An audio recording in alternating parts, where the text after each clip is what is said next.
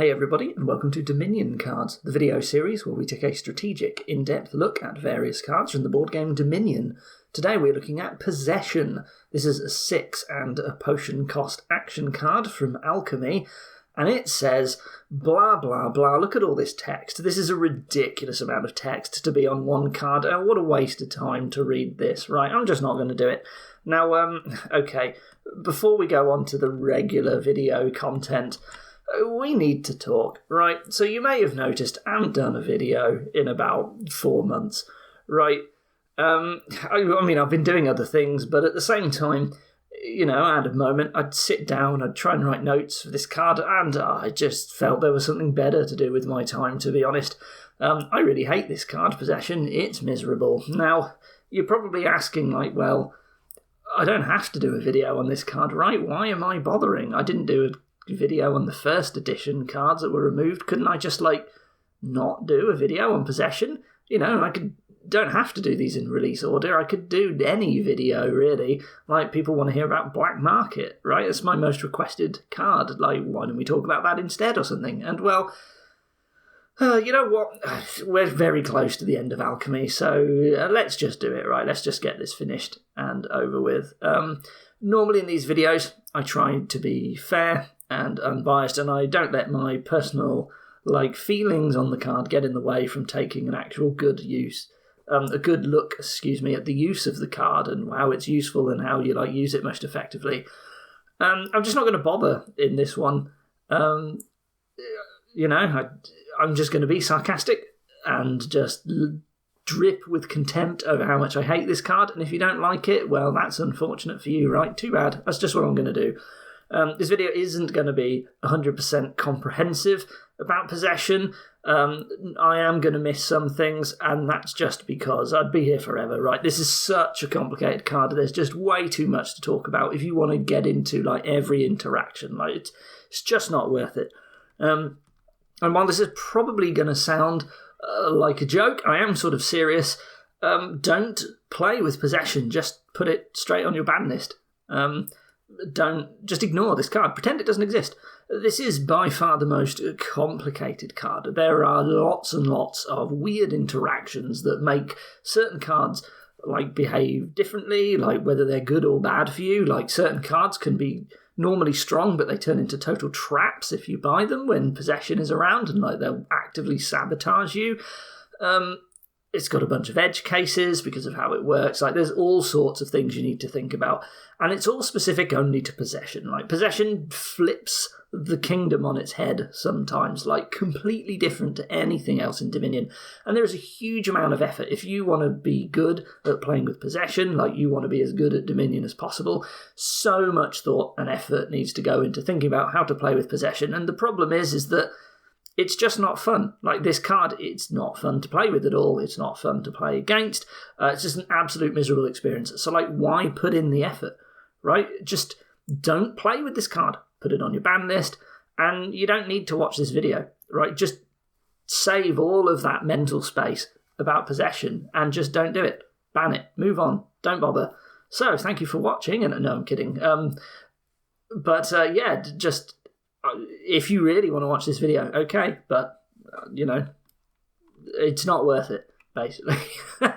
Right, okay, let's talk about the card specifically. Okay, so fundamentally, what does this do? You can think of Possession as, like, giving you an extra turn when you play it, and it stacks. So if you throw in this card or you play 2 copies, you're going to get 2 more turns in a row, right? Like, you can get as many turns as you can get plays of Possession. Except I lied to you. That's actually not true. That's not what Possession does at all. What it actually does is it gives the next person along in play order, the person that takes their turn after you, it gives them an extra turn for every Possession that you play. However, during their turns, you dictate to them what they do. They don't take any actions yourself. You decide everything for them. This makes more sense if you played it in real-life games. In a digital implementation, it'll look like you start playing with their deck and, like, take control. In reality, they still play with their deck, right? It's actually technically their turn. It's easy to miss this, but it's very important in understanding how the card works, right? It's not your turn, it's theirs. You just tell them what to do. You know, that really fun experience in games like Pandemic. I don't know if you played that, a board game. It's like a co-op game, and like you can sort of work out what you need to do, and like one person can just tell everyone in the group, like, oh, do this, do that, right? This is the optimal move to make. You should do that. You know how really fun that experience is? Well, now you get to have that in Dominion, right? Just someone else telling you what to do all the time. Isn't that great? What a fun card.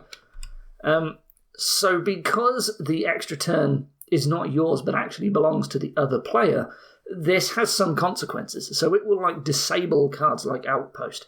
So Outpost has a clause on it that says it only works if the previous turn was not yours.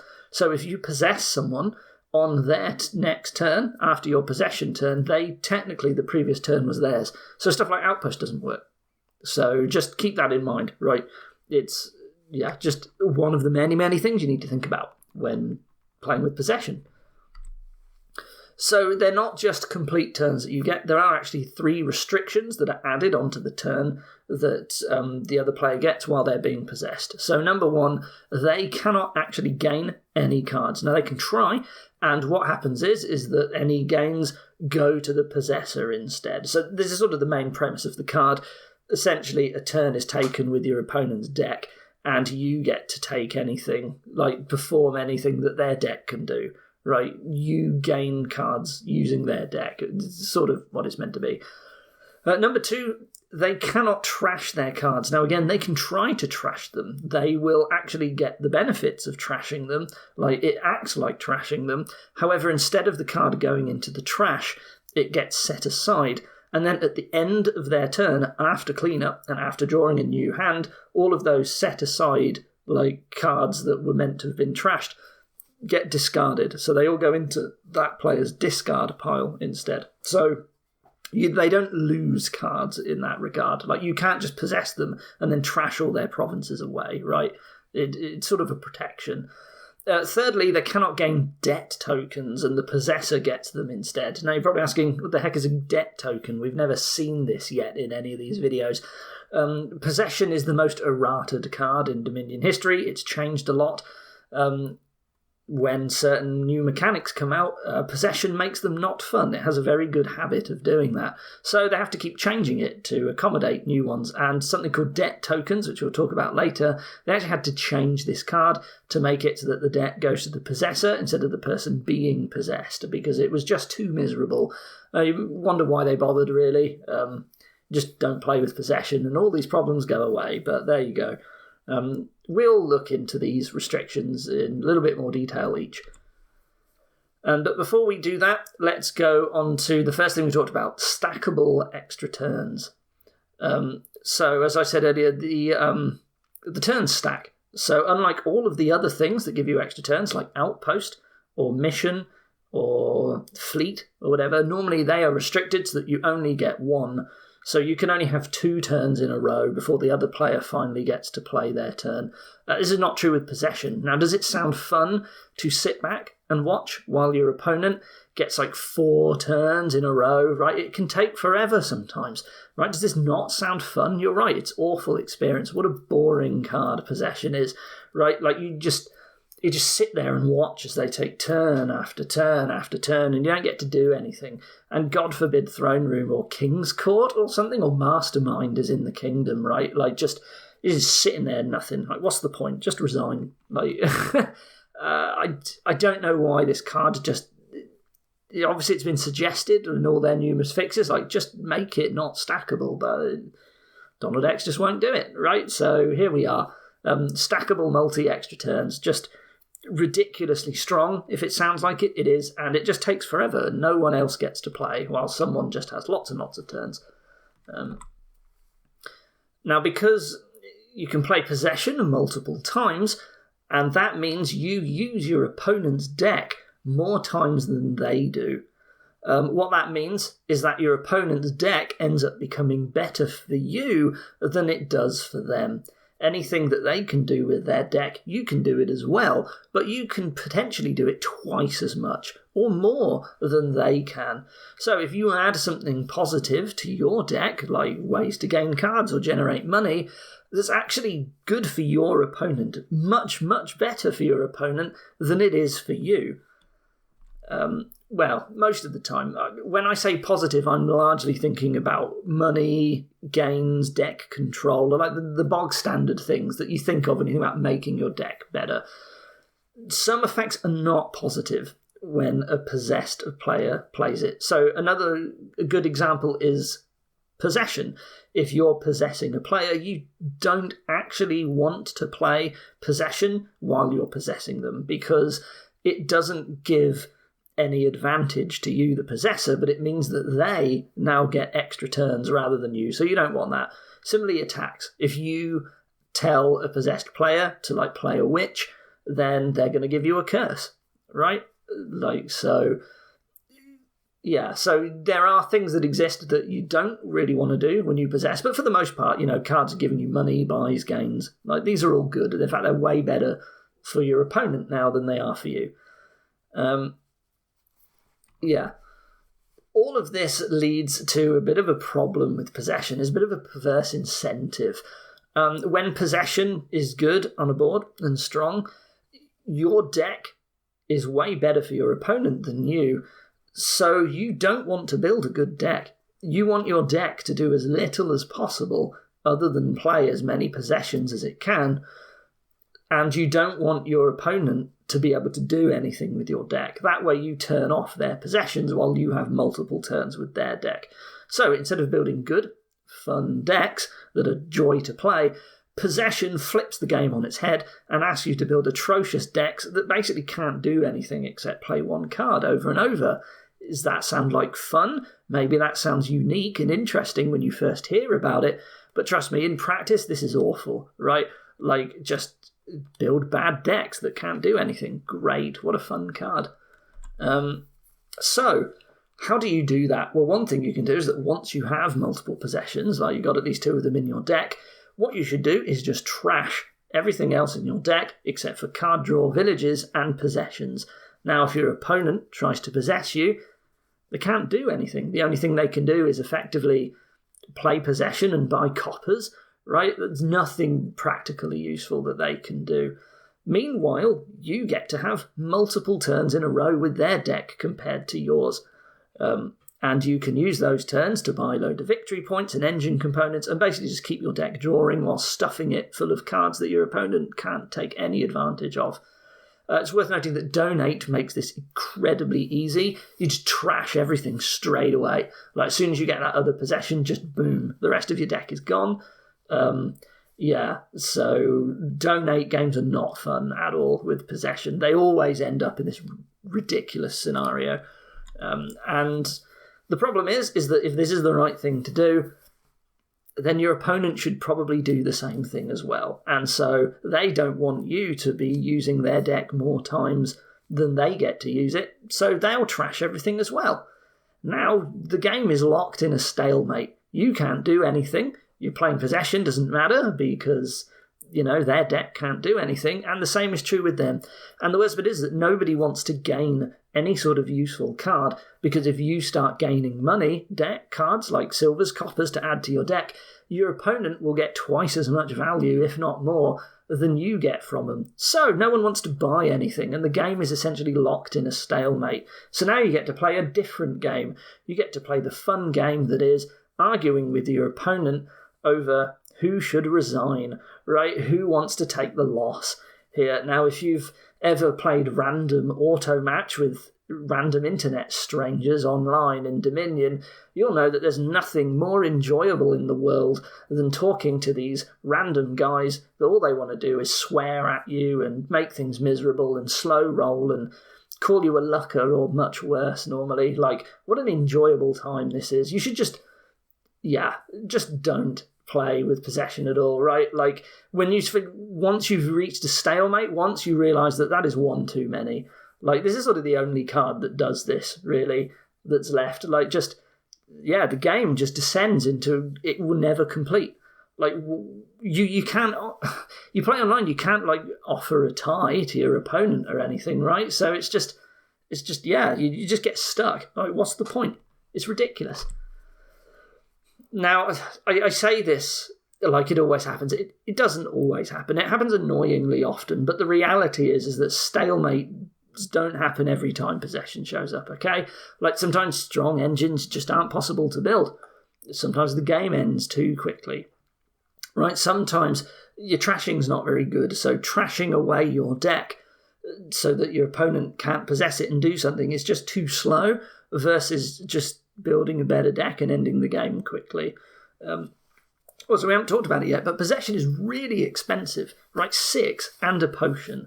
You have to think that the potion cost, like if you'd have bought a silver instead of a potion, then the possession effectively costs like 8, right? And that could be a province, right? So you're only really able to buy possession sometimes when you're already at the stage where you'll think about greening, right? Sometimes you hit 8 really quickly, or like you can reach this price point very fast and you wouldn't want to be buying provinces anyway. In that case, oh boy, it's possession time, right? But yeah, sometimes like the card's so expensive that it's just not worth buying it over like provinces and ending the game really fast.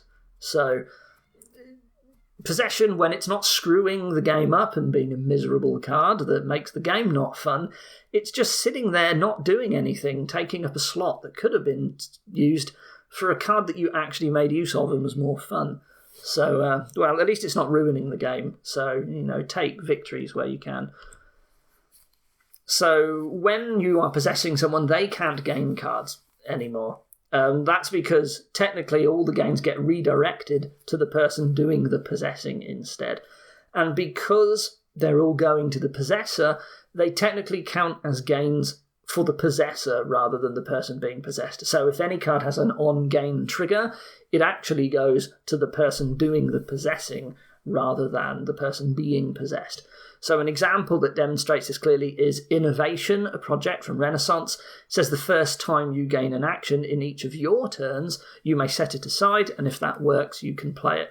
Well, this can never trigger during a possessed turn. That's because it only works on your turn, and you can't gain cards. So even if the card gets redirected to the possessor, it's not their turn, right? So it will just never trigger. So it doesn't do anything on those possessed turns. Another really important an on-game trigger is the exile mat from Menagerie. So this is a place where cards can be stored, and you can only get them out of the exile mat usually by gaining a copy.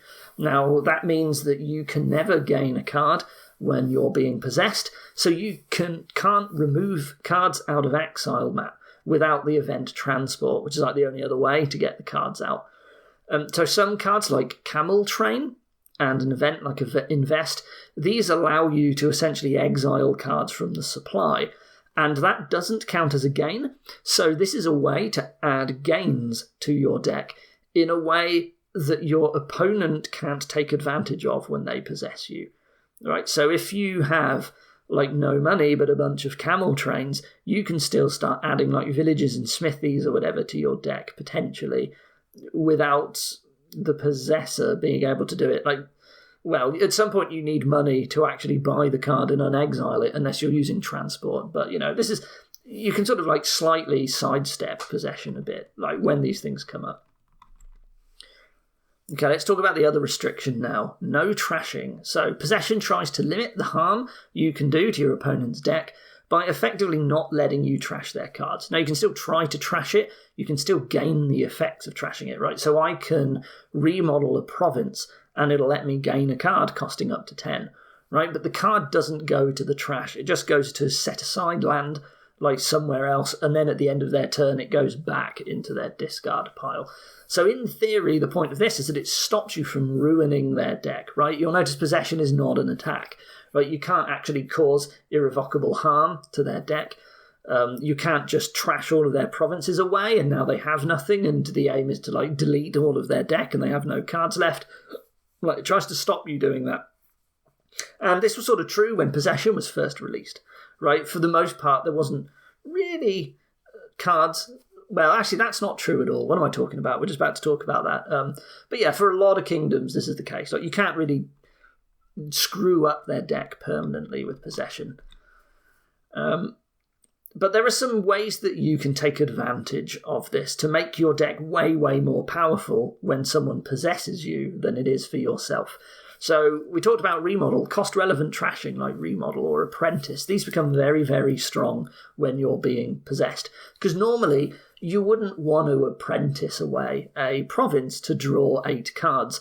But if you're possessing someone, you might as well. The province isn't doing anything for you. You're not losing points by trashing it. So trash away, draw 8 cards.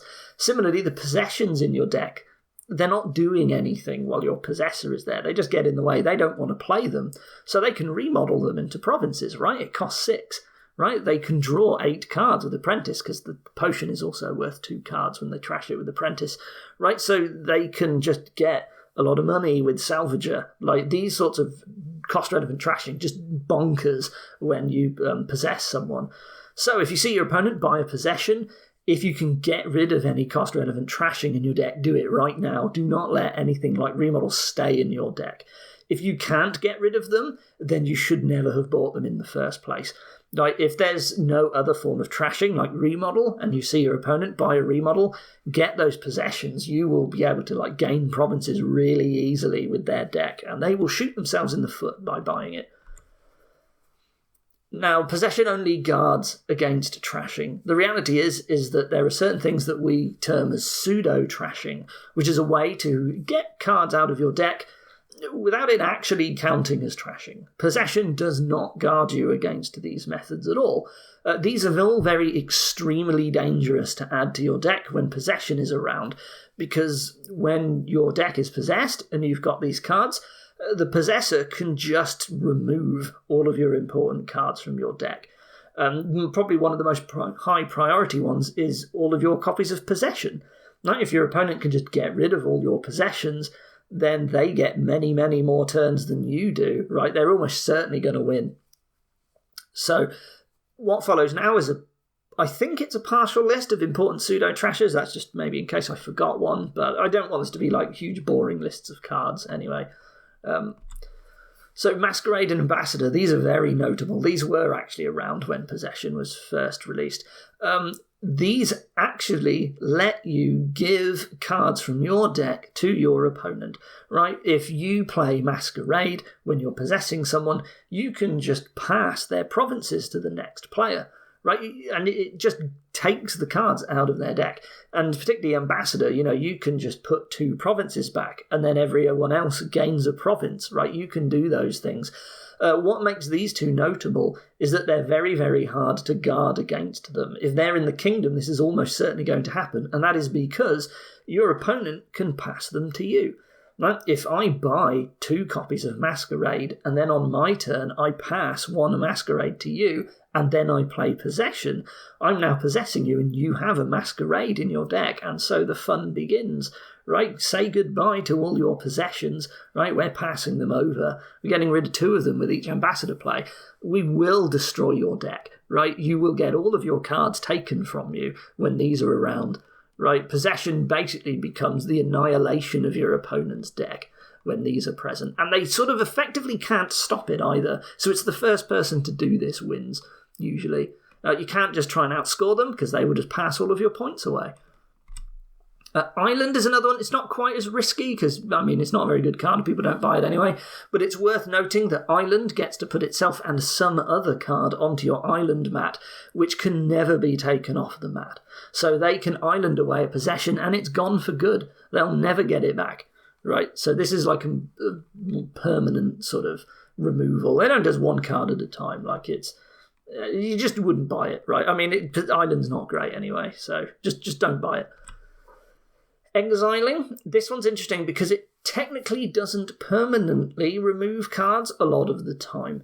When a card is shoved onto your exile mat, you can only take it off again with either transport or you have to buy another copy. Now, if the pile is empty, then yeah, it's gone for good, but it might take a while to do that. However, what you can do is you can, exile, you can use Bounty Hunter or Sanctuary to stick their possessions into their exile mat. And now they can't play them until they buy another one. And at that point, you have a chance to possess them and then just exile them again, right? And just like sort of keep delaying them from playing these cards. Banish is notable because it's an event. And what that means is that you can't stop this from happening, right? You could just like not buy Bounty Hunter or Sanctuary, but when Banish is around, anytime they get control of your deck, they can probably draw it and then just exile all of your possessions in one go, right? You just name possession and they all go straight into the exile pile. And then they can do it with your potion and they can do it with your villages and they can just exile your entire deck, basically, if you give them enough turns. Now, if they play multiple possessions and they've got multiple buys, they can just exile everything except the cards that they played that turn, right? And then you've got nothing left. Like, all your money can just be exiled except for like 4 coins, right? Just the slow, utter removal of your entire deck can happen with Banish. 2 more notable, also from Menagerie, Way of the Horse and Way of the Butterfly. These allow you to return action cards to the supply, and you can't stop it from happening because they're landscapes. Way of the Horse is the most notable one because it does that while also giving them 2 cards and +1 action. So whenever Way of the Horse and Possession are available, it's a race to be the first person to play Possession. When you do that, all of the action cards of your opponent, they just go, right? Way of the Horse makes it very easy to draw all of their action cards, and you just get to play all of them as Way of the Horse, and all of them just get returned to the supply. And now they don't have any action cards anymore, right? And yeah, they keep trying to buy Possession and maybe try and do the same to you, but like if they add a Possession, you just play in a Possession and hope that you hit it, and you just return it back again, right? And now they can't do anything except a basic big money deck, right? Just the game is over, basically. Like, if Way of the Horse and Possession show up, that's it. It's just race to be the first one to play Possession. And if you have ways of getting Possession without buying it, like without getting a potion, like Transport or Lurker, like, oh, it's a nightmare game. Like, it's just, there's no point in playing it, honestly. So this sort of brings us to a concept about cards that return themselves to the supply in general, like Horse and Spoils, and I think there's a couple more as well. The Possessor gets to take advantage of these and ensure you don't have any left in your deck when you take your turn. So it's very hard to draw your deck with Horses when Possession is around, right? It's a big risk, and that is because your opponent can play them all, and then the cards that would normally gain you them back again, like Supplies, Livery, Paddock, and so on, you don't gain them, they gain them. So what they'll do is they'll play all of your Horses and leave you with none left. They'll play all of your Paddocks. All the Horses will go to your opponent.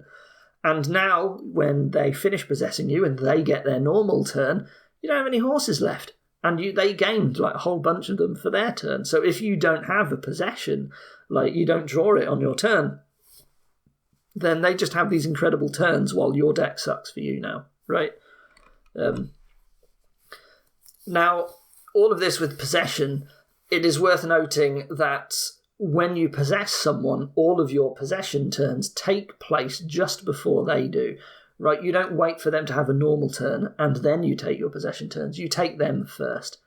So what this means is that if you're playing like 3 turns in a row with their deck, on the last turn of those, the last of those 3, you can try and screw with their deck in other ways or their next turn to try and basically just make them have a bad turn.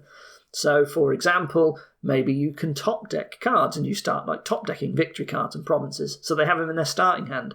You can spend all of their villager tokens and coffers, right? Remember, you can take any decision that your opponent normally can. So just waste all of their villagers, just throw them all away. It's fine. You just spend them all and you don't use them, but that's fine. They just don't have any left for their turn. You can trigger bad shuffles. So if you remember all the way back to my very first video, the Cellar one, I talked about how you can sometimes trigger bad shuffles with cards like Warehouse and Cellar. So what you can do is you can put like 5 junk cards in their discard, or 6, and then like draw 1, trigger a shuffle, and now their deck is like 5 dud junk cards. So when they draw their next hand, it's just going to be a hand of junk. Right, so you can do stuff like this. Anything that you can save between turns, like villager tokens, you can just waste them all, basically. And there's probably more examples out there. Now, bear in mind that if you know a possession turn might be coming, you can try to do the same back to them and screw your turn for when your opponent tries to possess you. But the difference is that they get a chance to see that you're doing that and respond by just simply not possessing you. So if, for example, they've played a Haunted Woods. Now, Haunted Woods is an attack where when you buy something, any card that was still in your hand gets top-decked. So it's normally going to be like estates or provinces. So you might say, my opponent has a possession. What I'm going to do is I'm going to buy a card and top deck all these 5 provinces. So my next hand is just a complete dud. Then, when they possess me, it's going to be a wasted turn because my hand is crap.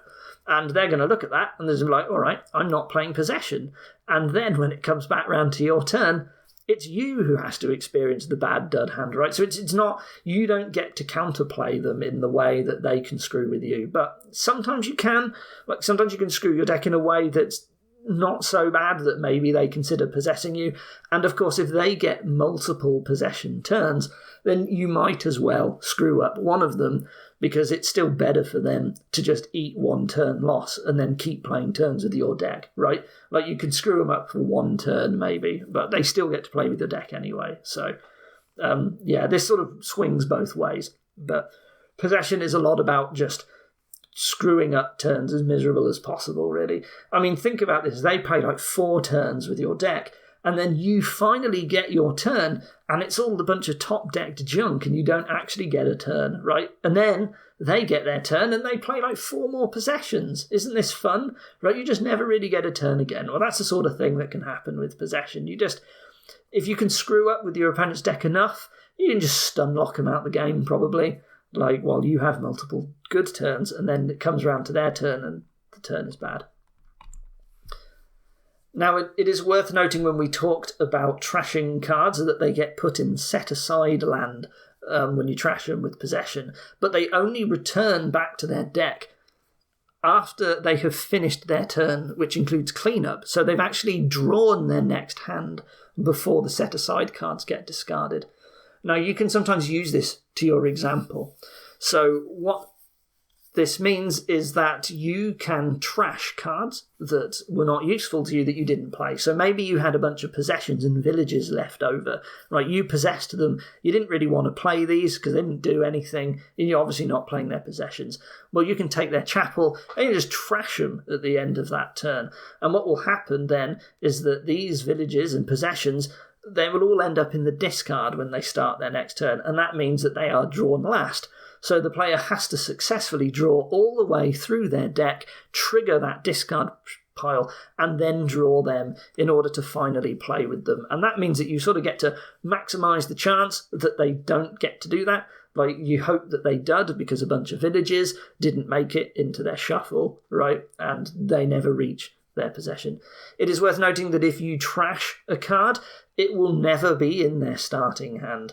So if there was a bunch of draw that you didn't use, like maybe you spent all their horses and they still had a bunch of villages and smithies left over, you just trash them at the end of the turn if you can, and then they will never be in their starting hand next turn, potentially make it harder for them to draw. Now, victory point tokens. Possession doesn't stop your opponent from gaining tokens, while they are being possessed, with the exception of debt tokens that's been errated onto this card. What this means is that anything that earns victory point tokens, they keep the points. So you probably don't want to do those things while you are possessing your opponent. So you can, to some extent, use this to try and counter possession plays and make possession not worth playing. So, for example, if you make it so that all of your money comes from monument, then your opponent won't want to play those monuments. So if you had like 4 monuments in your deck to generate 8 money to buy a province, if they played those monuments to buy a province on your turn, like they'll be giving you 4 points when they do. And sure, the province that they buy is worth 6, so they're like 2 points ahead out of that. But it's a lot harder for them to get value out of their possession turn. Some cards like Bishop, for example, like the possessor's just never going to play it. Right, it's just going to earn you a bunch of victory point tokens, and they won't want to do that. So always be on the lookout for these cards. Maybe there are things like Farmer's Market. There's a bunch from Empires, where maybe they don't want to play them because, they score you points. So it's sort of a soft counter in a way to possession. Let's finally talk about these debt tokens. So when someone is possessing you, if you would have taken on any debt, it actually goes to the possessor instead. What this means is that those really expensive debt cards like City Quarter and Royal Blacksmith, because you don't take the debt tokens when someone makes you buy them when they're possessing you, effectively they don't cost any money, right? So in case you don't know, debt tokens, when you're given debt, you can't buy anything anymore until you've paid it off. And during your buy phase, you get to spend money to just pay off debt tokens. So what you have are these really expensive cards like City Quarter. They cost 8 debt. And when you buy it, you immediately get 8 debt, and you have to start paying it off before you can buy anything. And maybe you don't get to pay it all off, in which case the debt tokens stay around for next turn, and you have to finish paying off all the debt until you can buy something again. So what this means is that these debt cards become very, very cheap sometimes. I've got an example here. If you bought like 5 City Quarters while possessing your opponent, when they then came to possess you, you'll have 40 debt, and they won't be able to buy any cards while possessing you before they've paid it all off. So if they're like playing multiple possessions on their turn, then it's to their advantage to pay it off. But you can really slow them down, right? You can buy a bunch of cards like City Quarter that are nice for you to keep drawing your deck and playing possession. And when they come round, they can't buy anything, at least temporarily, right? So a couple of final points about this. So if you haven't gathered already, possession is a very, very strong card. I mean, anything that's potentially giving you multiple extra turns, like in a way that stacks, like obviously this is going to be very good. It should be clear that just like getting more turns than your opponent is good. And if it's with their deck, then, you know, it's the turns are as good as they're going to have anyway, right? It's also very, very expensive, though, and this is a big factor into when it's not viable, as we talked about earlier.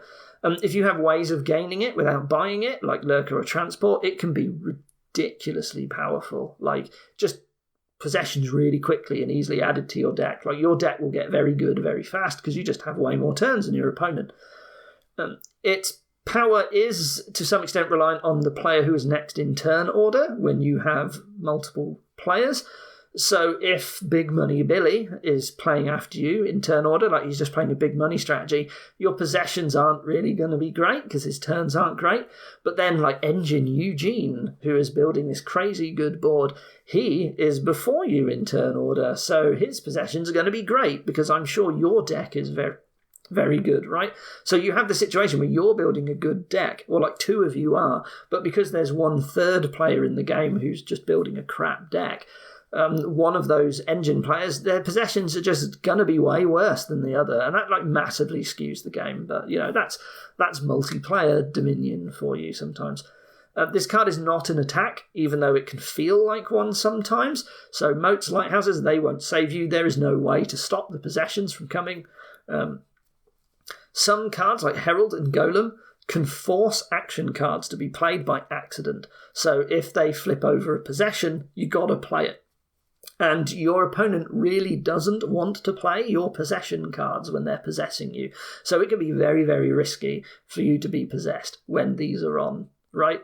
Available. But of course, you can't have a situation where only one player is playing possession. You know, they're playing this crazy board with lots of heralds and possessions. They're going to do really well. So you try and counter with your possessions, but then you've got to be really, really careful on their turn. Like, do you really want to play these heralds and golems? Like, what if you flip over a possession?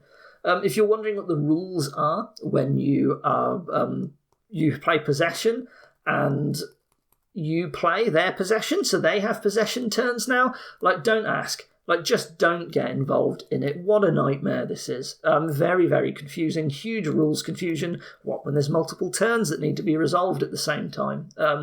Just don't think about it. You know what? Just ban the card. Why haven't you banned it yet? Right? Why did you watch this video? Why are you here? Why are you trying to learn about this card? It's not worth it, guys. Right? How long was this video? How long have I been talking for? Let's see. This is 40 minutes. Right, it's nearly 40 minutes of this card. Why did you waste your time, right? Anyway, that was possession. So what I normally do now is I would do random kingdom analysis. I'm going to load up some random boards with like possession in it, and we're going to assess how good it is. I'm just not going to bother for this video. I don't want to do it.